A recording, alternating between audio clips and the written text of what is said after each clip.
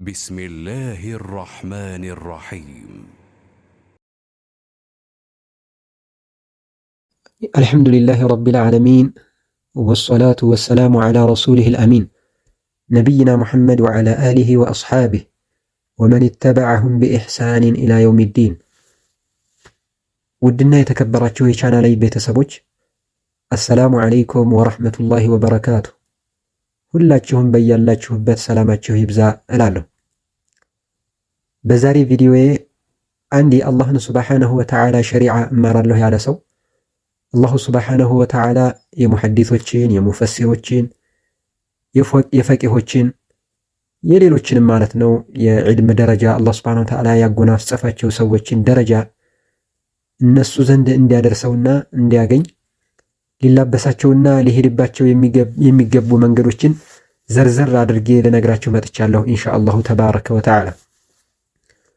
እነዚህ ነገሮችን ባለማወቅ ብዙ ወንድሞችና እህቶች በተለይም በዓለማዊ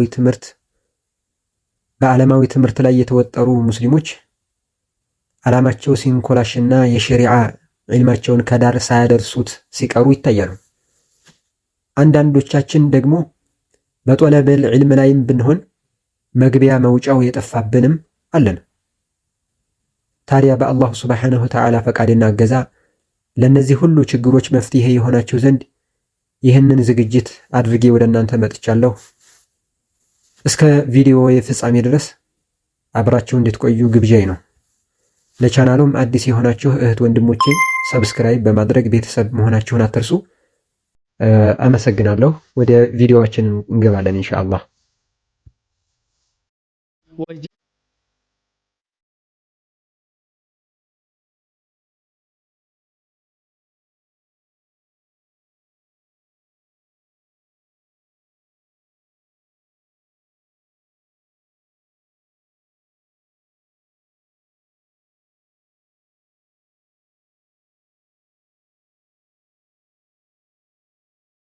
አንድ ጀማሪ ጧሊበል ዒልም በሚጀምራቸው የዒልም ፈኖች በሚያጋጥሙት መሳዕላዎች ሊደነግጥና ራሱን ዝቅ አድርጎ ሊያይ ይችላል።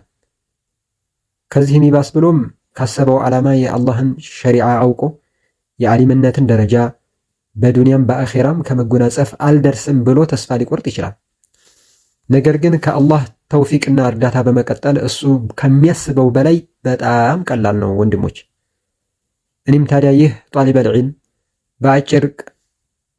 በአጭር ተቀጭቶ እንዳይቀር ዑለማዎች የሄዱበትንና ስኬታማ የሆኑባቸውን ሂደቶች ቢኢዝኒላህ ዐዘ ወጀል እነግራችኋለሁ።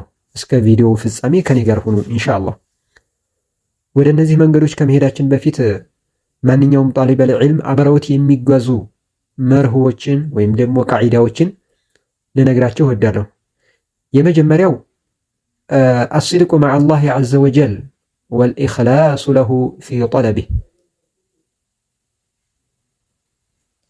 አንድ ተማሪ አንድ ጧሊበል ዒልም ማንኛውንም እውቀት ፈላጊ ያኔ ሸሪዓን እውቀት ፈላጊ ማለት ነው በፍለጋው ላይ ከአላህ ጋር እውነተኛ መሆንና ንያውን ለአላሁ ሱብሓነሁ ወተዓላ ጥርት ማድረግ አለበት።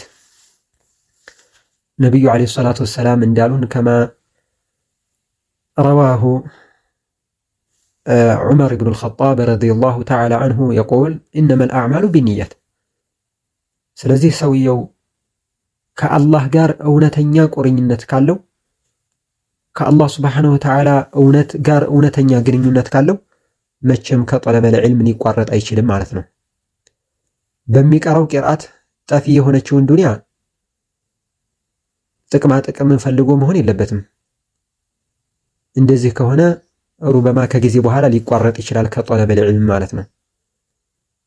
ስለዚህ አስድቁ መዐላህ ዐዘ ወጀል ወልኢኽላሱ ለሁ ፊ ጠለቢህ አይ ፊ ጠለቢል ዒልም እውቀትን በሚፈልግበት ጊዜ ለአላህ ሱብሓነሁ ወተዓላ ጥርት አድርጎ መለየት አለበት። ምክንያቱም ጠለበል ዒልም ዋጅብ ነው። ጠለበል ዒልም ዒባዳ ነው። ከዒባዳዎች አጀሉል ዒባዳት ከታላላቅ ዒባዳዎች ይቆጠራል። ለዚህም ነው ነቢዩ ዓለይሂ ሰላቱ ወሰላም ከማ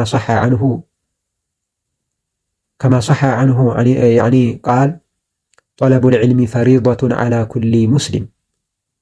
ኩሊ ሙስሊሚን ወሙስሊማ።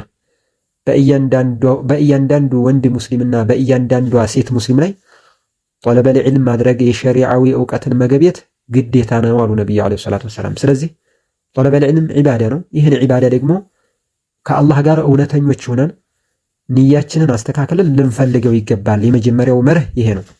ሁለተኛው አተضرع إلى الله والدعاء والخضوع له في كل وقت በእያንዳንዷ ወቅታችን ለአላህ Subhanahu Wa Ta'ala ተናንሰን ለአላህ Subhanahu Wa Ta'ala ዝቅ ብለን ልንለምነው ይገባል። አላህ Subhanahu Wa Ta'ala እንዲያጸናን፣ በዚህ በጠለበል ዒልም ላይ እንዲያጸናን፣ በሱና ላይ እንዲያጸናን፣ በተለያዩ ዒባዳዎች ላይ እንዲያጸናን ዱዓ ማድረግ ይኖርብናል። ምክንያቱም ጠለቡል ዒልሚ ጂሃዱን፣ ጠለበል ዒልም እንደሚታወቀው ጂሃድ ነው፣ ትግያ ነው። ከማን ጋር? ከሸይጣን ጋር። ሸይጣን በዕልም ላይ ያለን ባሪያ ካለበት ኸይር ነገር ለማስወጣት የማያደርገው ሴራ የለም። እነዚህን ሴራዎች ለመከላከል ዱዓና የተለያዩ አዝካሮች አስፈላጊ ናቸው።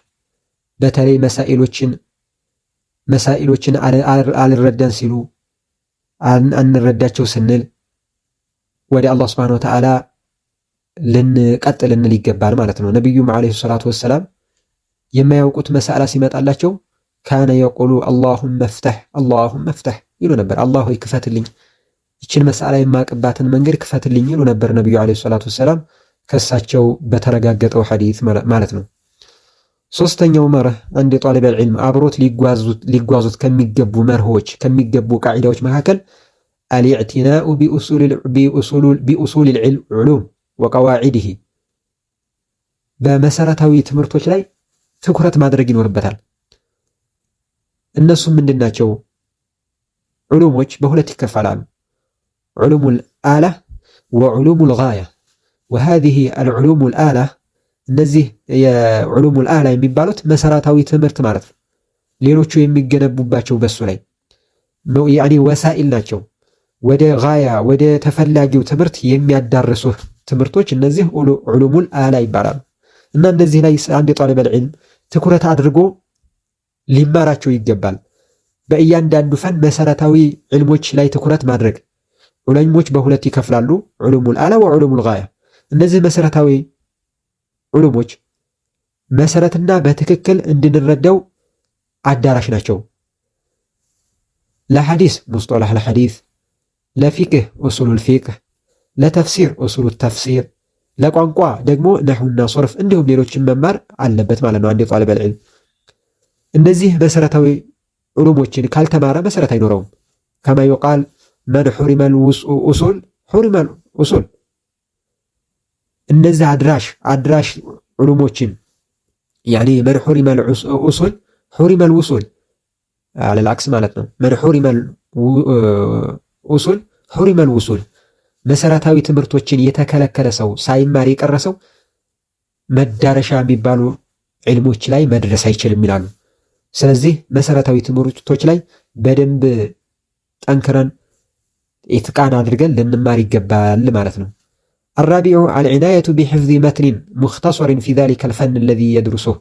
ይሄ ጠለበል ዒልም እንግዲህ ጀማሪ ጠለበል ዒልም በሚማራቸው ፈኖች በእያንዳንዱ ፈን ላይ አጫጭር የሆኑ መትኖችን መሐፈዝ አለበት። እየተማረ ያለውን ፈን አጫጭር የሆኑትን መትኖች መሐፈዝ አለበት። ከሐዲስ ዑምደቱል አሕካምን ይመስል እነ ቡሉጉል መራምን ይመስል፣ ከፊቅህ ደግሞ ዛዱል መዓድ ከማ ያኒ ማን ነው ዛዱል ሙስተቅኒዕ ለይሰ ዛዱል መዓድ ዛዱል ሙስተቅኒዕ የሚባለውን የእብኑ ቁዳማን ማለት ነው። ያንን መሐፈዝ አለበት። በነሁ ደግሞ አጅሩምያን ከሶርፍ ላሚያን እና የመሳሰሉ ሙኽተሰር የሆኑ መትኖችን መሐፈዝ አለበት። ቢሐፍዝ የተሻለ ነው። እነዚህ የሚሆኑት ታዲያ ቁርአን ከሐፈዘ በኋላ ነው። መጀመሪያ የአላህ Subhanahu Wa Ta'ala ቃል የሆነው ቁርአንን ማስቀደም አለበት ማለት ነው። አልኻሚሱ ጀምዑ ነፍሲ ሊጠለብ። ይህንን ጠለበል ዒልም ለማድረግ ቀልቡን ሰብሰብ ማድረግ አለበት። ራስን በጠለበል ዒልም ላይ ሰብሰብ ማድረግ፣ በልፋትና በጥረት ራስን ሳያወላውል መቀጠል ይገባዋል ማለት ነው። አሳዲሱ ተለቂ አልዑሉማ አኒል አሽያኽ። ከመሻይኾች ዒልምን መውሰድ አለብን። እውቀትን ከኪታቦች ብቻ ሳይሆን ከመሻይኾች አፍ ለአፍ ተገናኝቶ መውሰድ አለበት። በተለይ ጀማሪ ለሆነ ጠለበል ዒልም ማለት ነው። እነዚህ ከላይ ያሳለፍናቸው አሳሳቢ መርሆች ሲሆኑ በመቀጠል እነዚህን ያሟላ ጧሊበል ዒልም በእውቀት ፍለጋው ላይ እንዴት መጓዝ እንዳለበት ደግሞ እናያለን። አንድ ጧሊበል ዒልም ቁርአን በማሐፈዝ ጧሊበል ዒልሙን መጀመር የተሻለ ነው። ከቁርአን ጎን ለጎን ሌላም ደርስ መማር ይችላል። የዓቂዳ ወይም ደግሞ የተውሂድ መግቢያዎችን ሊማር ይገባዋል አብሮ ከቁርአን ጋር። ለምንድን እድሜ አጭር ናት። ስለዚህ ያችን ቶሎ መጠቀም ይኖርብናል ማለት ነው። ቁርአን እንዳጠናቀቀ ደግሞ ቀን በቀን ቁርአን ሙራጃ የሚያደርግበትን ቀን በመወሰን አብሮ ጎን ለጎን ሌሎች ዑሉሞችን ሌሎች የትምህርት ፈኖችን መያዝ ይኖርበታል። ለምሳሌ ነግራችኋለሁ።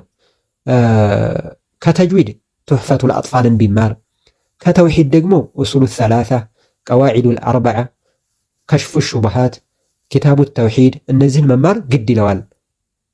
ከዓቂዳ ደግሞ ሉምዓቱል ኢዕቲቃድ እንደዚሁም ደግሞ ቀዋዒዱል ሙስላ ለሼኽ መሐመድ ሷሊሕ አልዑሰይሚን፣ ዓቂደቱል ዋሲጥያ ለሼኽ ልእስላም ኢብኑ ተይሚያ እነዚህን የዓቂዳ ትምህርቶች ጎን ለጎን ደግሞ ሊያሰድ ይገባዋል ማለት ነው በዓቂዳ ዘርፍ።